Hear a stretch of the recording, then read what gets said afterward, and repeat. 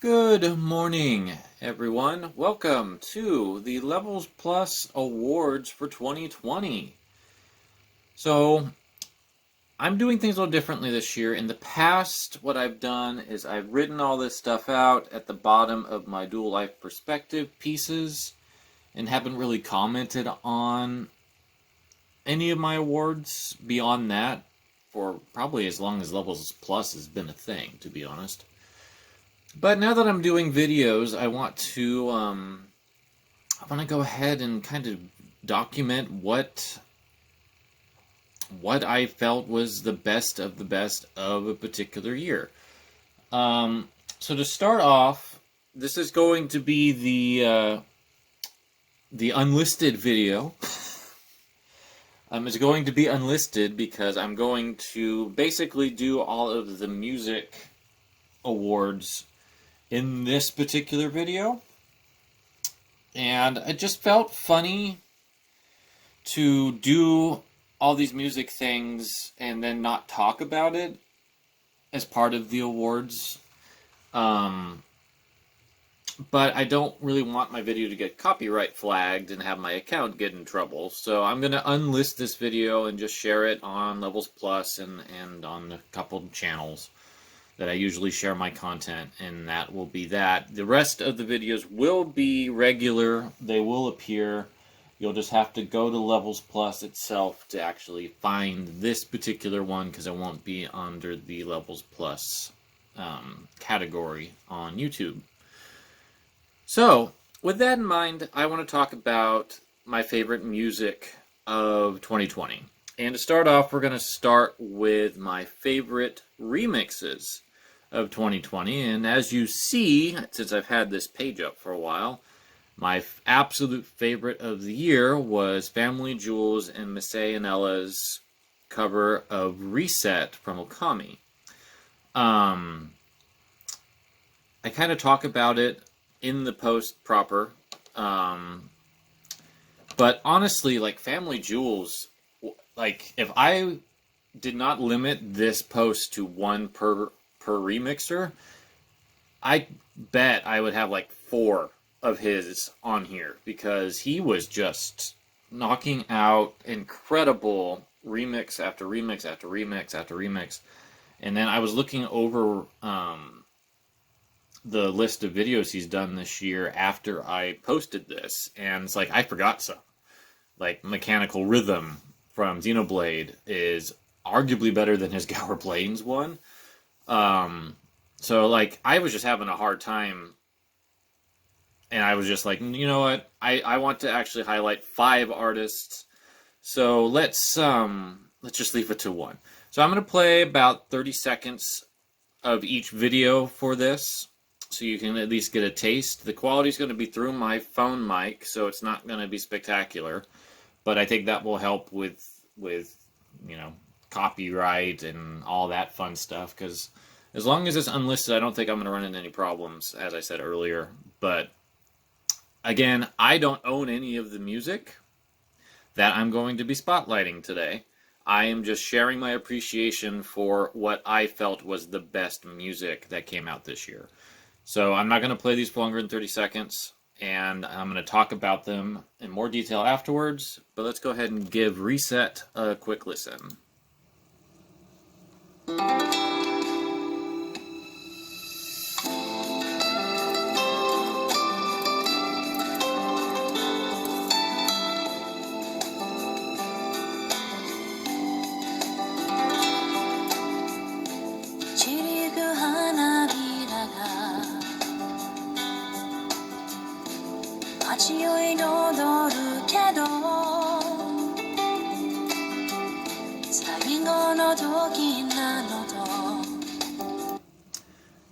Alright. I just feel that this particular cover, out of all of the ones that Family Jewels did this year, was just, it captured the spirit of the original song, but also gave it a really wonderful modern context. And Missy and Ella's just gotten an incredible voice, and really just captures the spirit of Reset she's got a melancholy to her singing that I feel it just really works with how the original was composed. It's just two great people coming together to make something incredible, and absolutely love it. Definitely my favorite remix of the year. It's been that way since I heard it in March. I was like, what's going to beat this song? And I guess unfortunately for everybody else, they didn't. But for me, I have the remix for Reset that I've always wanted. So let's get into the runners-up. So the first one here is from Journey to Silius. And the remixer is Kuro. This is the most recent song on here. I'm actually kind of surprised that I just happened to tune into Overclocked Remix and catch this, and I listened to it, and I was like, whoa, this is really, really good. If you've read Levels Plus long enough, you'll probably know that I adore Naoki Kodaka, and I learned this year that Kodaka was wrote the music and then had Sunsoft sound programmers actually implement it with that trademark Sunsoft sound. So Kodaka may not have done any of the programming to make it sound the way it did, but he knew how to compose the songs and to have these sounds really emphasized, which then the Sunsoft sound team took and ran with. So that's really cool. And Kodaka and his team at Sunsoft put out amazing songs on the NES hardware. Blaster Master, Journey to Silius, and Batman are all up there for my favorite soundtracks on the system. So this is a really cool synthwave / Vocaloid cover. We're not going to probably get to the Vocaloid part because that kind of pops up, I think, a couple minutes in. But this just really makes this song, which was made in the 80s, sound like it was not coded on NES hardware, but was released as a part of a soundtrack from a gritty 80s cyberpunk film or something like that. So let's go ahead and give this a listen.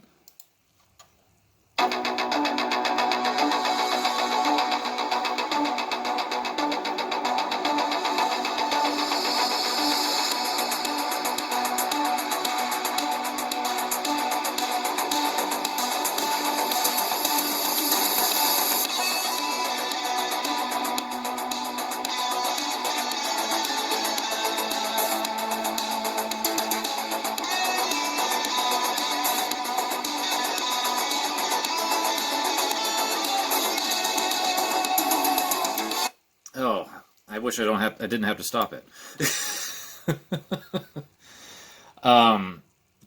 Just captured the spirit of that composition so well. I love it. If Family Jewels was not on fire, I probably would have picked this as my favorite song for the year. So the next one is from Octopath Traveler. So I've had Octopath Traveler since 2018. I actually had not played it at all until this year. I decided to test it out, so I was going through some of my games.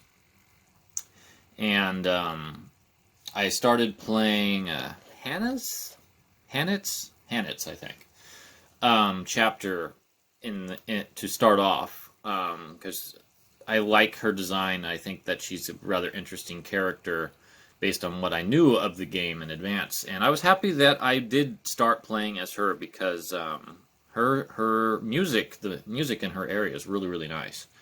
Gamer of the Winds did a really nice remix of the town theme from Hannet's Village for Overclocked Remix, and it just really picks up on what was already an exceptional composition and takes it in a different direction. So let's go ahead and give this a quick listen.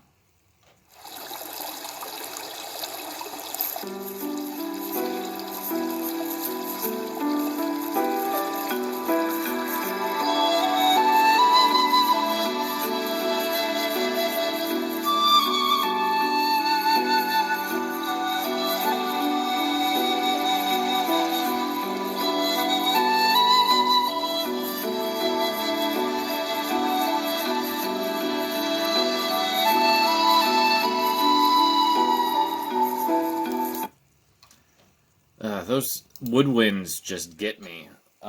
They are so beautiful. It's the original song is fantastic, and this is just a nice reinterpretation that is very meditative. I need to actually use this to meditate now that I'm thinking about it. But it's a really good cover. I'm really glad I got a chance to try out Octopath Traveler for a little bit. I've got a lot more to do with it, obviously. But just a really good cover of a song that I was really getting into when I was sampling that. So our next one is, I think, the only one on this list that's from somebody who has been a major indie game composer, and that is Lena Raine. Lena Raine composed Celeste, which is one of my absolute favorite soundtracks, and sometime this year she contributed to a Chrono Trigger remix album on Bandcamp, and did this really cool Corridors of Time remix. It kind of reminds me a lot of Celeste because it's very piano driven, but then it starts getting a whole bunch of different instrumentation in there, and it's just a really good cover of this song, this iconic song from Chrono Trigger. So let's go ahead and give it a listen.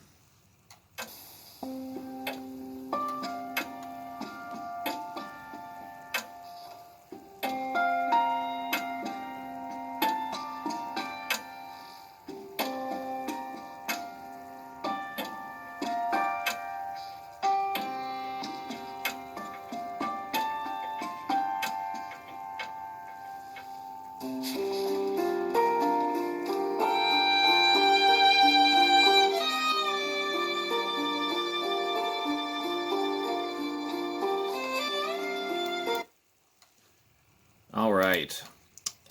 Unfortunately, this song is one of those that builds up a lot as it goes. You were starting to hear the violin come in, some woodwinds come in a little bit later. But like Corridors of Time is such a well covered song because it's such a good song. But I really think that Lena did a wonderful job at just bringing out a different perspective on this particular track. I really like this remix a lot. And let's cover our last one, which is from Xenoblade Chronicles. And we're going to be seeing a lot more Xenoblade Chronicles coming up here. Satoru Marsh is such a beautiful song, and we're going to talk about that in more specifics in a minute. But this remix takes this song in a really great direction. It's way more guitar driven, and it's does such a great job of taking the melancholy spirit of the original and taking it in a direction that it feels a bit more modern, but at the same time it just really captures the same like awe and wonder of the marsh at night. So let's go ahead and give it a little listen.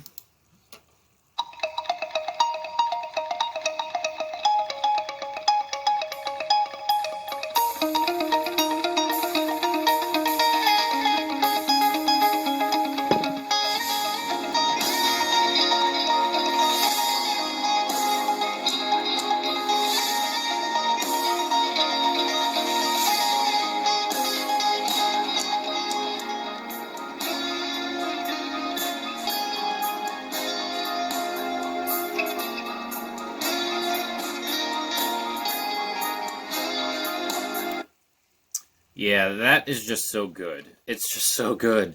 Kaide Kalka, I believe. You just nailed the mood of that song with the guitar.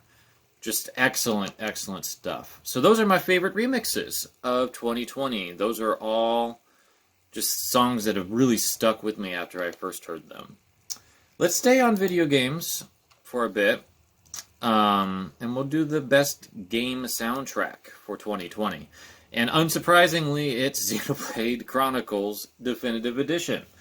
So I'm going to take a very brief little detour here I did change my top 25 soundtracks recently. And look what's number 5. It's Xenoblade Chronicles Definitive Edition. Because I'm sure I've mentioned it somewhere. I don't know if I've said it in a video yet. But the original Xenoblade Chronicles, that was its greatest strength, was its soundtrack. It was spectacular. And it was on my top 25 beforehand, but it was more like in the 15 to 20 range. The Definitive Edition took these wonderful songs and made nearly every single one of them better. Like, it's a remarkable achievement, as it was already one of the greatest soundtracks ever done, and then it became even greater. Just a remarkable achievement for all of the people that were involved. Ace, Manami, Kyoka, Yoko Shimomura, Yasunori Mitsuda, Kenji Hasamatsu, as well as the few additional contributors. They took their iconic work and made it legendary. So this is now my 5th favorite soundtrack of all time. I can't sample all of these songs, because I think we would be here forever. But I will go ahead and just hit play. I think we'll start with Colony 9, which is a good enough example of how good the soundtrack is. I meditate to Colony 9.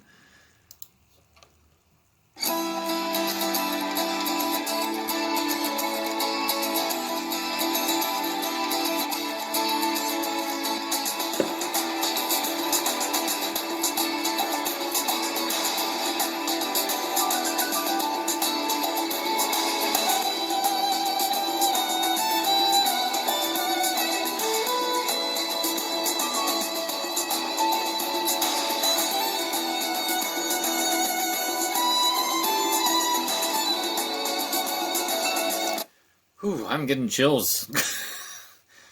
This soundtrack is so good. It's so good. What other games had good soundtracks this year, though? So, disclaimer, as I mentioned, I believe last time I put a video up, I haven't played a ton of 2020 games. So we've got Animal Crossing, we've got Trials of Mana, I've got Panzer Paladin, which I didn't finish, but I did try it. And like maybe 1 or 2 other ones that I'm not thinking of, but we'll get there. That's the problem. Oh, Sakuna of Rice and Ruin. So I didn't play a gazillion 2020 games in 2020. But what I did pick was Animal Crossing and Sakuna of Rice and Ruin as the other soundtracks. And we'll go ahead and give each a quick listen, and then I'll talk about why I picked them.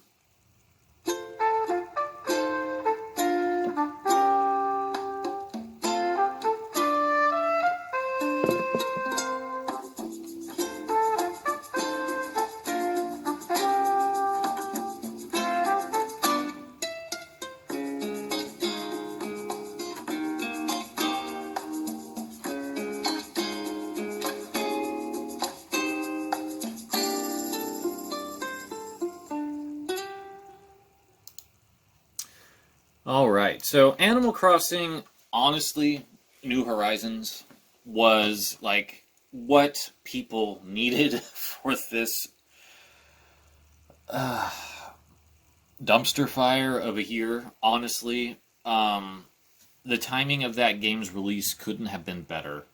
I'm going to get into that more when I get into the awards proper, but the soundtrack is a big part of why Animal Crossing New Horizons works.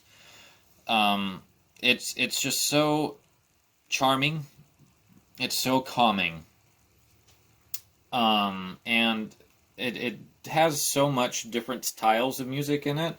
I'm not even talking about like the KK Slider songs, because of course there's a gazillion genres of music just through his compositions. But like each hour has its own theme, and it changes depending on the weather. So if you've got the sun, it's one way, but if it's raining or snowing, it's a little different. It's just a very soothing soundtrack that just really works well with the game to keep things chill, and it's really nice. Let's go ahead and sample Sakuna.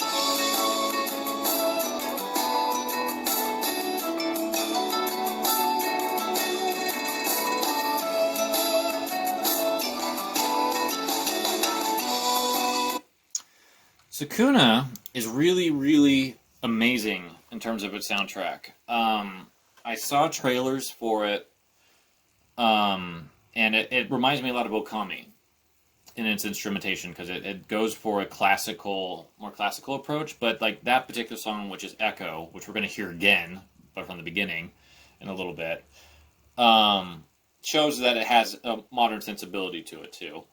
But it's a lot of Japanese instrumentation, and it's really well composed. I forget the composer's name.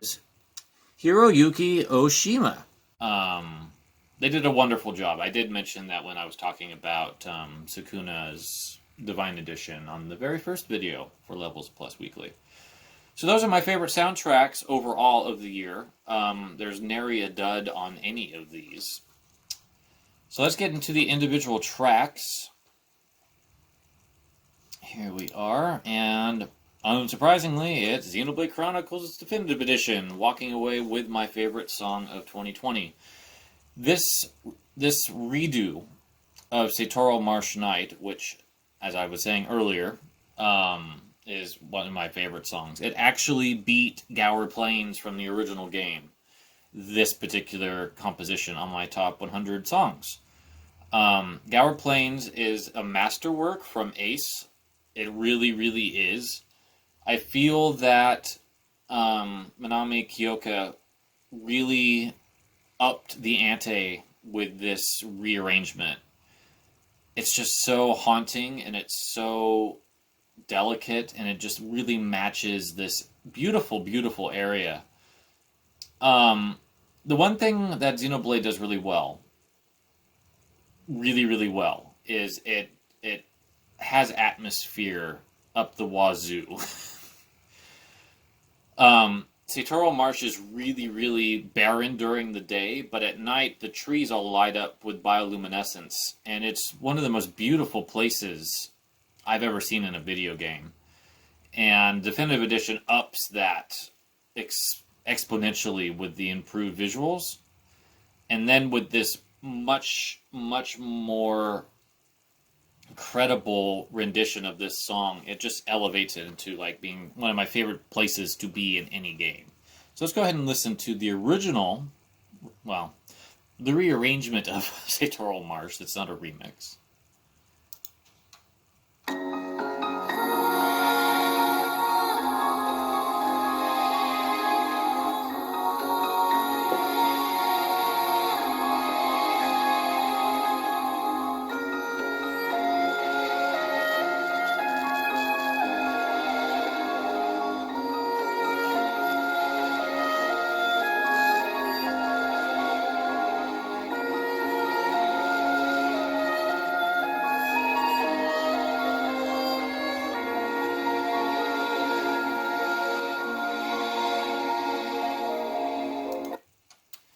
That just gives me chills every time I listen to it. Unfortunately, this particular video is not the highest quality, so I apologize for the static you probably picked up. Granted, this microphone is already rough, so who knows. But yeah, I have spent countless meditations listening to this version this year. It just gives me incredible feelings, and it's just such a great, great song. So let's just quickly sample the rest of these, because I'm going to have to take a little pause after this, because I'm running out of room on my phone. So, the other 4 picks, I've got Animal Crossing New Horizons, 5 p.m. Sunny. I've got Aris theme from Smash Brothers, as well as the Holland Delarna, from the Minecraft update, and then Echo from Sakuna of Rice and Ruin. So I'm going to go ahead and run through 30 seconds of each and give a really quick little synopsis, and we'll take a little pause.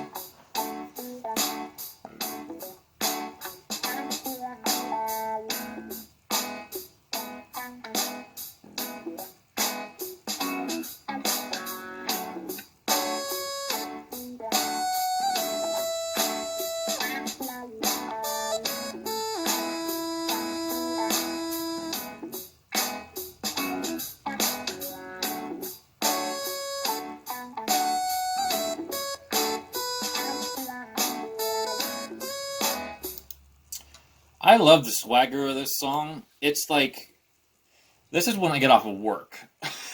And that's a frequent time when I end up playing Animal Crossing, is right when I get off of work. And it's just like, it just hits me like a jubilant, end of the day, happy feeling type of song. It's just so good. I love that. I love that song a lot. It really just kind of captures that sense of the end of the workday for me, and it just feels really nice.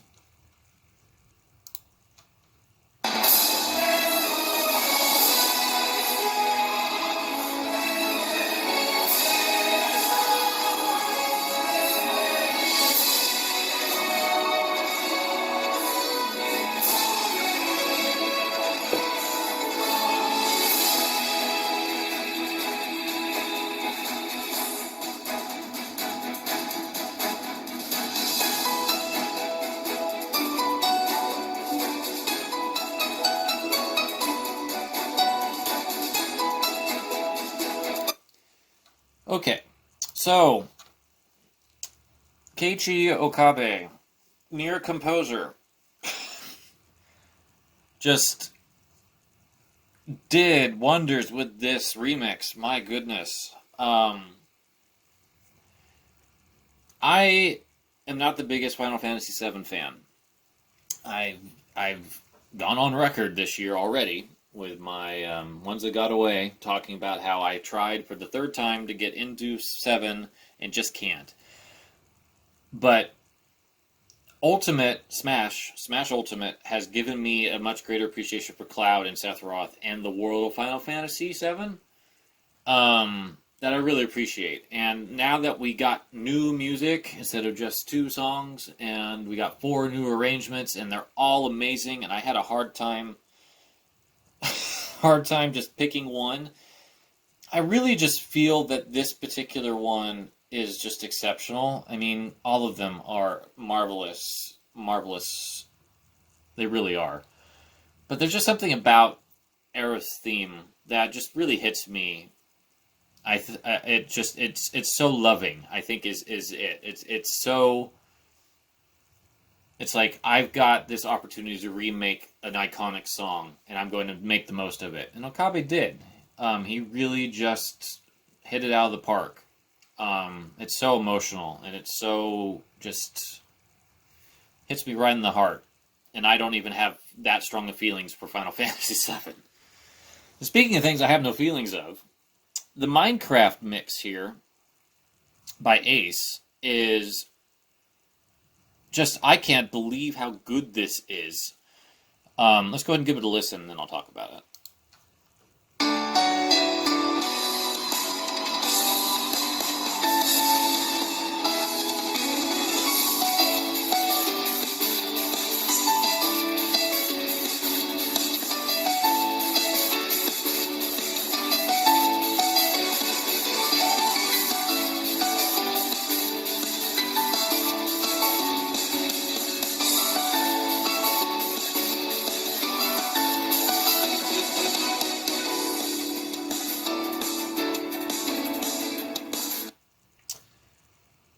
Ace is one of the best remixing duos on the Smash soundtrack. There is no question about this in my mind. And Ultimate, they really stepped up their game. And this is just another example of how good they are. And more people need to hire them. Because they're so good. They are so good. They took a song that I have no context with. It's from some Minecraft offshoot somewhere. I don't know what it is. And just gave it so much energy and emotion and power that it's such a jubilant song that just really makes me happy. And like, very little about Minecraft in Smash did things for me. I mean, most of the other remixes are fine, but it's like I have absolutely no context with Minecraft because I don't care for it, and I've talked about that before. But this remix is exceptional. It's really, really good. And as it really says something that a song from a game I have no interest in getting further acquainted with really just kind of hit me. I mean, that happens with Smash. That's the magic of Smash, is that it gives me interest in things that I might not normally, and I love that. And then last but not least is Echo from Sakuna of Rice and Room. We kind of heard a bit of the later part in the soundtrack video, but this is from the beginning.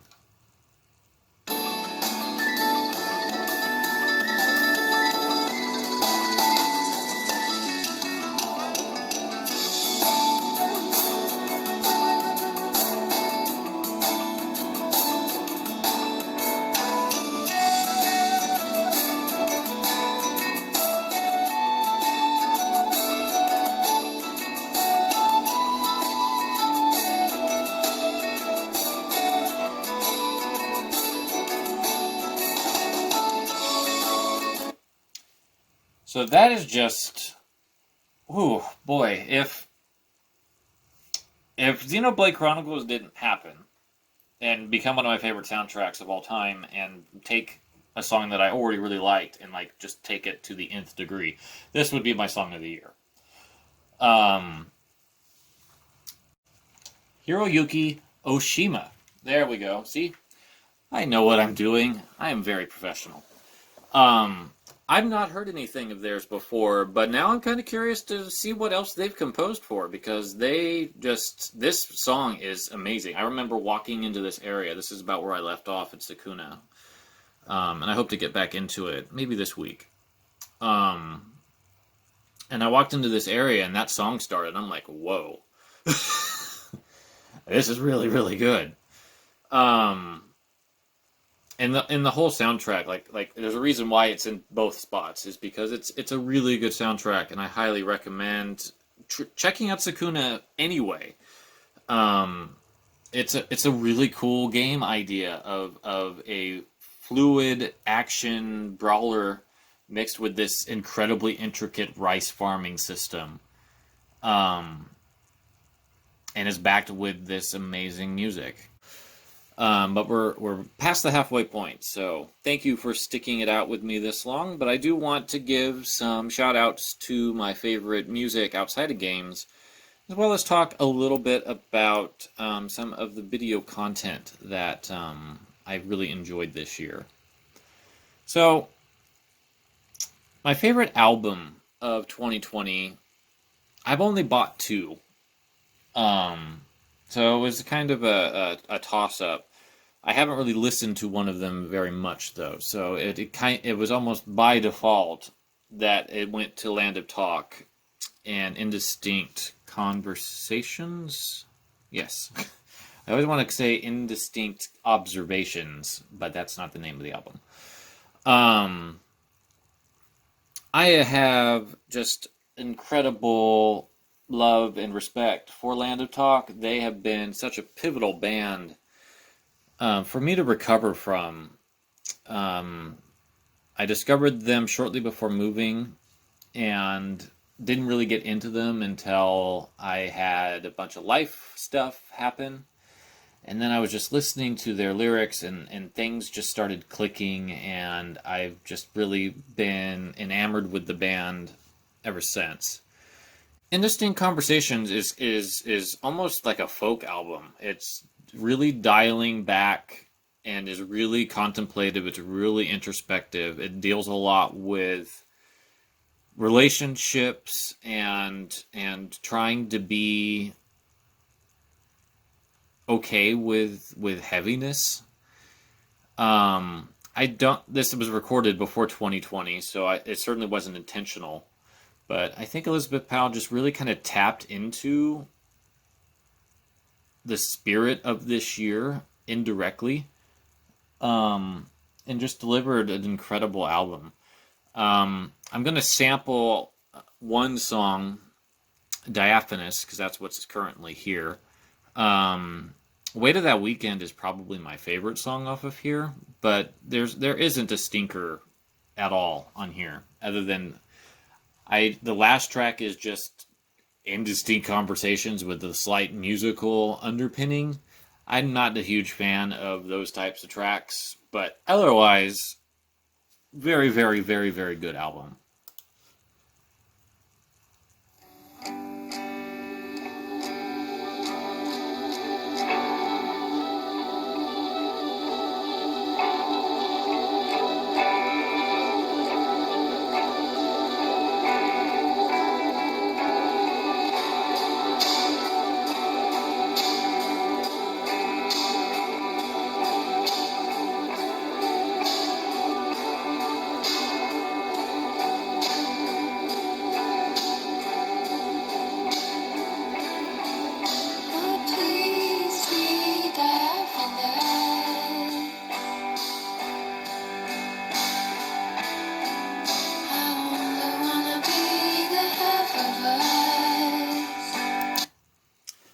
That play a little bit longer so you could actually hear Elizabeth sing. She has such an amazing voice. She really does. And she's a master on guitar. You really get to hear a lot of nuance with her acoustic guitar skills on this album.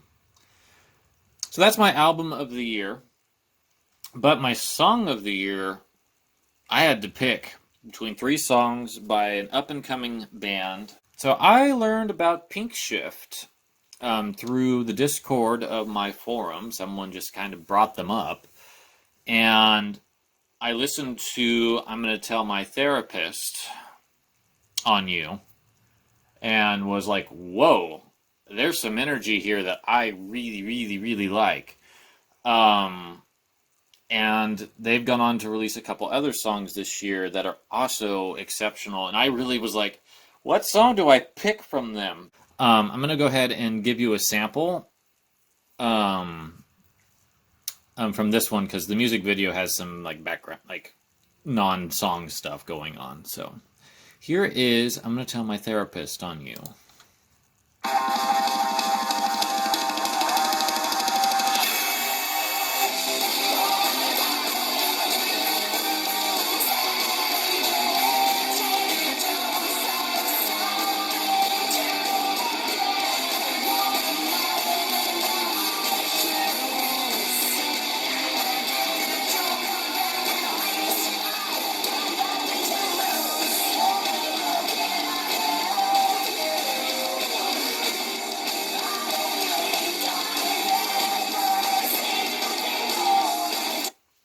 Oh man, every time I listen to Pink Shift, I just go, I can't wait to see where this band goes next. They are so talented. They are doing amazing stuff. It's like that is the type of music that really just hits me and makes me go, yeah, I'm really into it. So check both these bands out. They both have Bandcamp pages. Pink Shift only has like a few songs available because they're very new. They're a very up and coming band. Land of Talk has quite a bit, but both of them delivered amazing music this year. Super happy to give them a pop here on this video. Last but not least, on this long video that we're doing, I want to talk about some of my favorite videos that I've seen this year. I don't think I'm going to actually play them because I think that would be giving 30 seconds of some of these videos is not going to really accomplish anything. Especially for the first 30 seconds, because some of these are shows, so they're setting up the stage. So I'm just going to talk about these in a general sense. Kita Nash Gaming, she's just an amazing streamer. She's been working really hard this year to try to differentiate herself, to find her voice in the crowded Twitch/YouTube sphere. And I think that this year she's really done it. I actually just signed up to be a part of her subscription base on Twitch and mingling with that community there. And they're really awesome.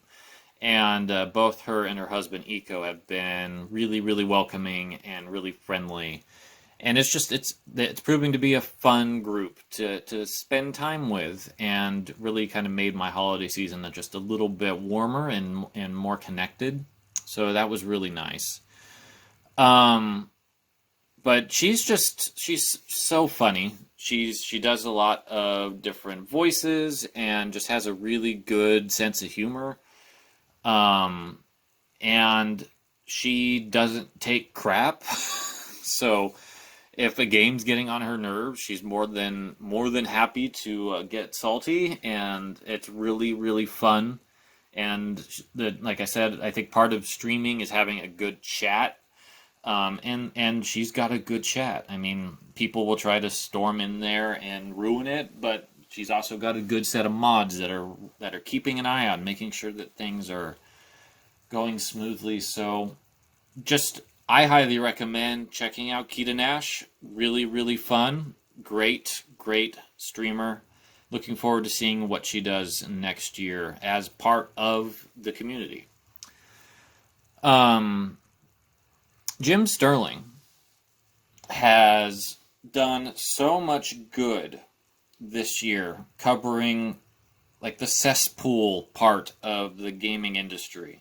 They have really, really, really done exquisite exposés on Ubisoft, which if you've read my F Ubisoft post, you'll see that there's 3 videos of theirs in that, because they have done such a good job.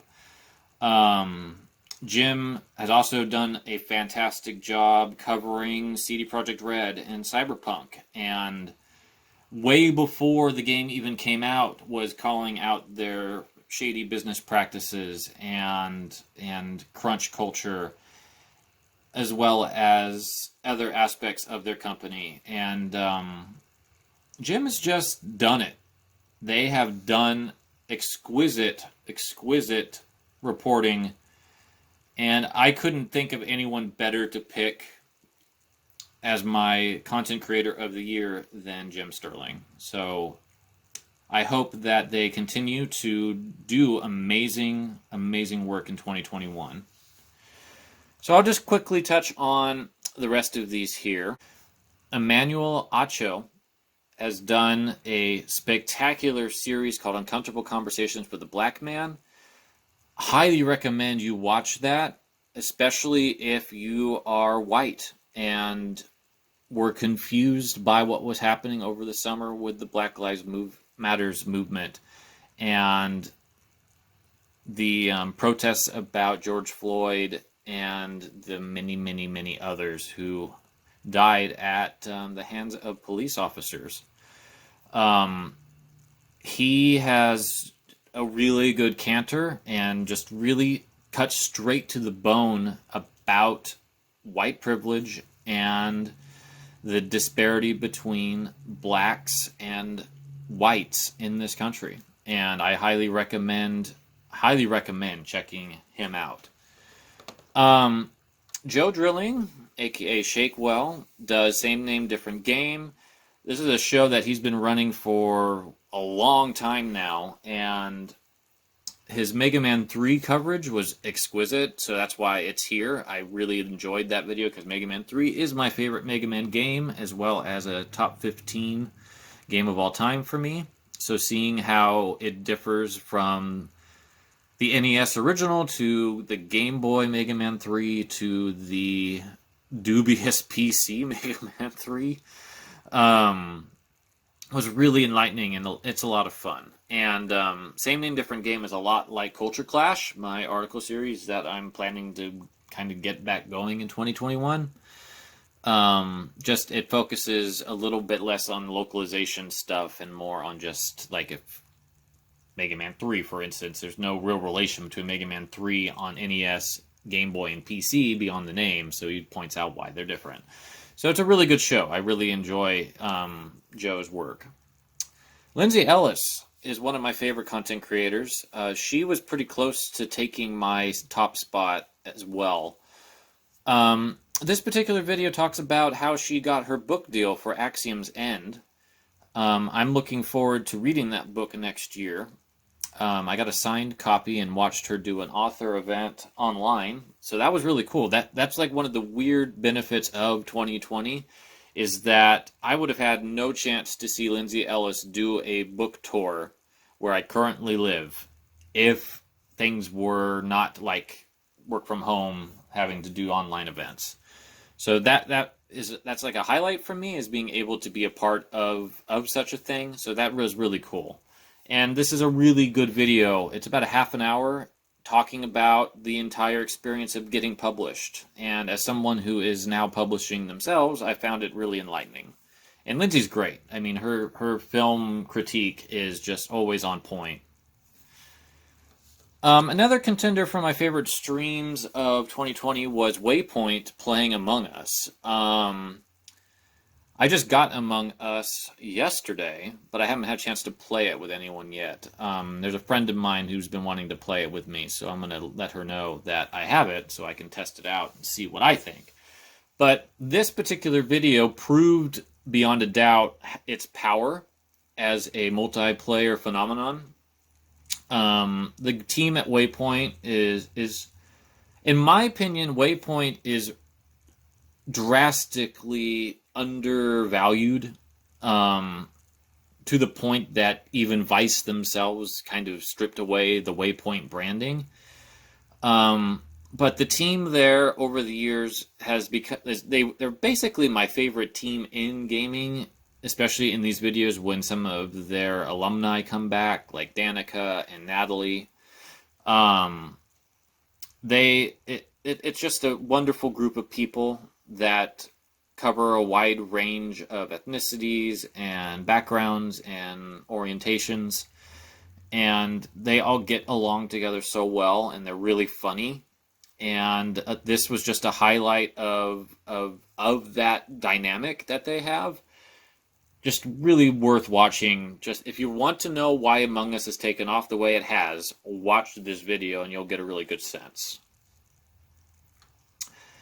So Zafrank continues to be one of my favorite funny peoples on the internet. True Facts came back last year, and he's continued to keep them going this year. And I love cats, as if my moniker is not an indicator of that. And this particular video about cats and their senses was just really educational, and I learned a lot from it. And it's also really funny, because that's what Zafrank do. So if you haven't checked out True Facts, I mean, just watching that whole playlist, even the old ones, you're going to get a lot of giggles out of it.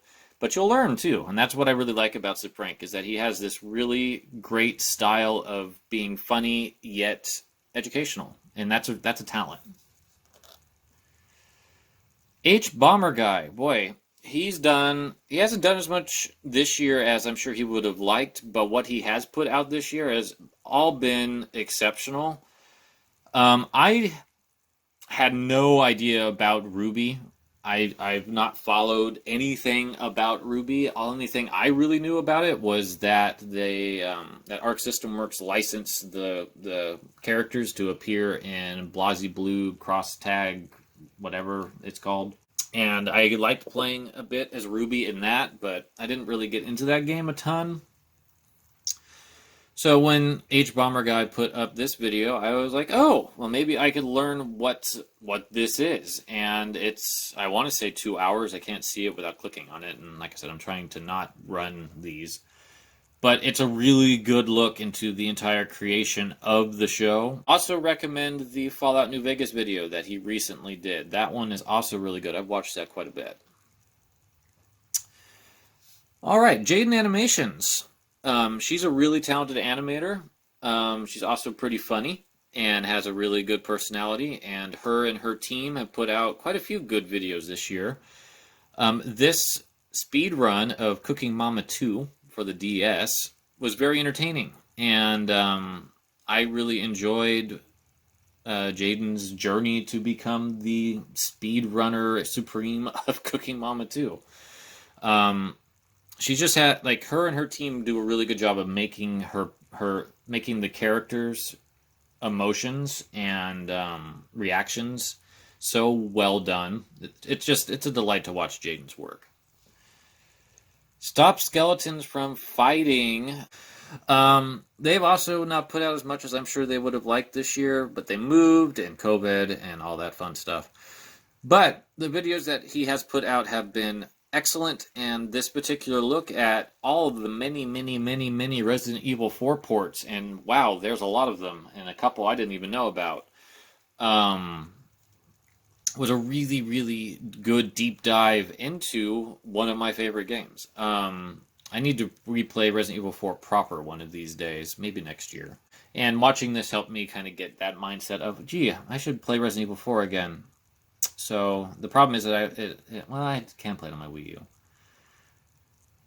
All right, tangent aside, great video. Stop Skeletons from Fighting is a great channel. Check them out. And then I think nope, we got two more. Jenny Nicholson is another one of my favorite content creators. She does really funny stuff.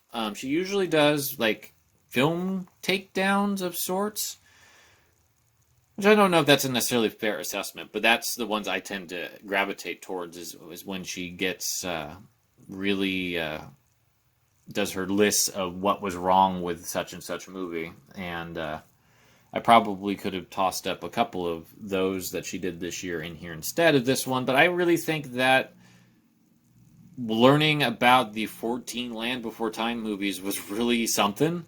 I didn't know there was 14 of them. I knew there was like at least 9 or 10, but apparently they have continued to make them recently.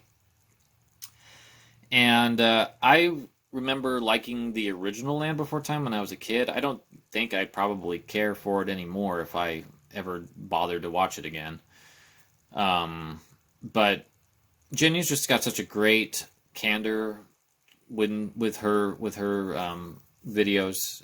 She's just I love her dry sense of humor, and she does great work. Another person I highly recommend you check out. All right, and then we have Unraveled. Unraveled is Polygon's best show that's still going. I certainly haven't done it on Levels Plus Weekly or a video yet, but I really feel that in a lot of ways the Polygon video team moved away from a lot of what I enjoyed about it around the time that Griffin and Justin and a person who will not be named left. The latter, of course, being terminated for cyber stalking and other creepy behavior. Don't do that, people.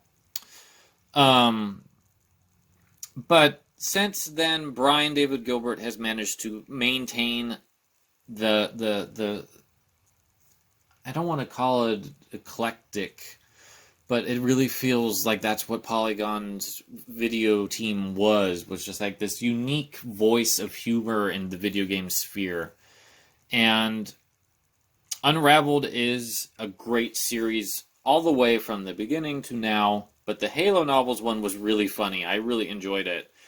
And it's one of those where you go to Brian's previous arc when he had a mustache to where he is now, and they bounce back and forth, and it's really funny.